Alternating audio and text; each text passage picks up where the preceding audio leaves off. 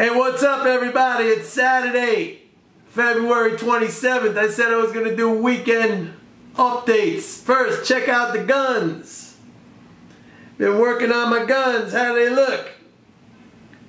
Gotta have some good guns. Do exercise every day, folks. You gotta do exercise every day because physical toughness aids in mental toughness. And we're going to talk about that.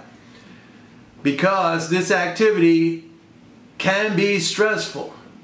It can be uncomfortable at times. You have to have mental toughness and you have to have physical toughness. Last week was a good week to learn, all right? Because it was really like two separate weeks or two separate patterns that were intense in one week. In the early part of the week, that inflation trade was on fire. It was hot. As a matter of fact, you know, I did a couple of videos on that. I pointed that out. I said how, you know, that's becoming a crowded trade. A lot of people were buying into that. People who had not been on that trend up until now. It was all over the internet. The inflation trade, the inflation trade. You looked at the bond market, yields going up, and I explained why that was happening. Let me just say, it was partially this belief in the inflation trade, and you had a lot of speculative selling of bonds, but also a lot of that had to do with the reserve situation with the banks and balance sheets, but I've been through that. I'm not going to go over it. So the first part of the week, you had that intense inflation trade. If you were in that, you're like, yeah, look at them making so much money. Now, when things are like, you always have to temper your attitude. You have to temper your expectations. You have to think always in a rational manner and realistically, okay? You can't exaggerate. You can't overemphasize because that means you're getting too emotional. And emotion triggers behavior that is going to be counterproductive to what you're trying to do. So in the beginning of the week where everything was going great, I mean, you really had to think about, hey, I need to temper my expectations. When I'm in a trade, okay, or an investment, a stock, whatever, and things are going really, really well, I always say to myself, look, this is what's happening right now, but we know how markets are. There's going to inevitably be a pullback or a correction here, or if you're short, there's going to be a rally. You have to see that coming. You have to be comfortable with that and to know that is part of the process. All right? So we had that intense inflation trade in the early part of the week. Then on Friday, Thursday, Friday, everything started to reverse, and reverse big time. All right? And that could be, for many people, a scary, a frustrating, a disruptive thing. It can disrupt their behavior. It makes them frustrated.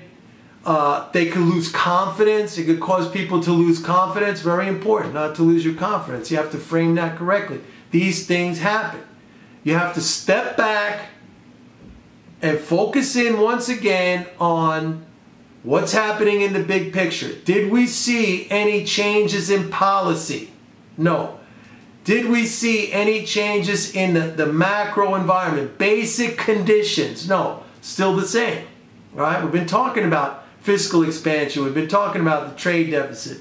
Things like that. All those things, you know, nothing has changed within that environment.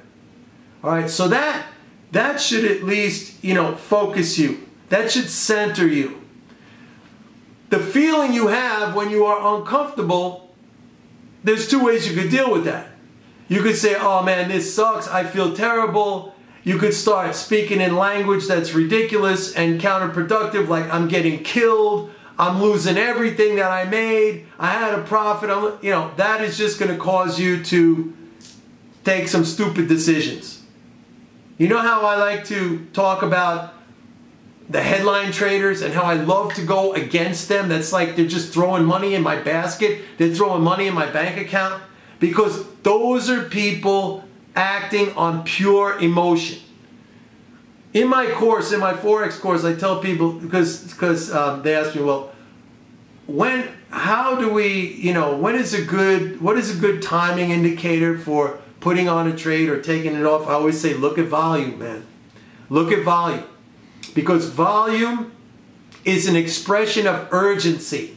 Okay, when the volume spikes up, it means people want to get in real bad or people have to get out real bad. And those are emotional reactions. Those are emotional decisions. And if you go against other people's emotions, you're going to make money every single time. The key is to manage your own. So when you see something like that where you have a big profit early in the week and then it turns around and you're freaking out and you're all pissed off and you're all frustrated and you're angry and you said, I shoulda, woulda, coulda, you know, taken the profit when it was up there. No, that's the total wrong way to think about it.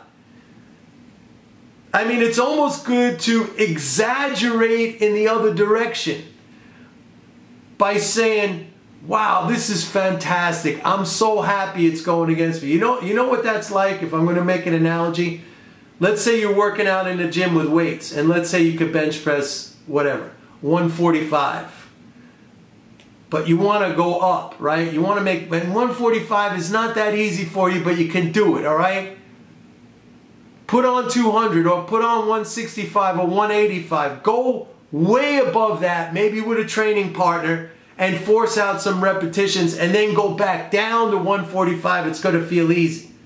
So the mental framing there is like, when it goes against you, you're like, this is fantastic, this is great.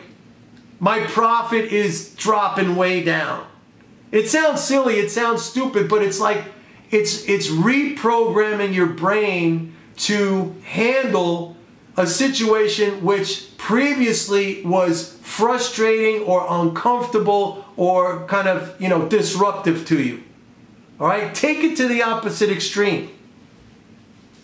Same thing with the profits. When it goes way up, you're like, I hope this goes back down. I hope it goes back down.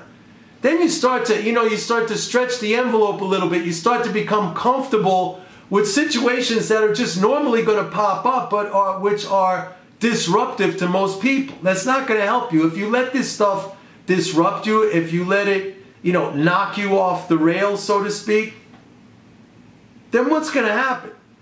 I mean, you're going to kind of pigeonhole yourself into taking these little tiny profits in gigantic macro trends. And then you're going to be kicking yourself after that. Damn, why didn't I stay in it? Well, I'll tell you why you didn't stay in it. You didn't learn how to stay in it. This is all training, all right? So I think some people think like it's automatic. It's not. Or that if you look at some lines on a chart, here's the thing with the chartists. Suppose I'm in something and it's going up in my direction and then it breaks a line, which is like a total arbitrary thing. You know how many trends, big macro trends, if you were to draw these kind of arbitrary trend lines that people do, if they break the line. I used to be a floor trader. We used to, on purpose, try to break those lines. We knew where the lines were.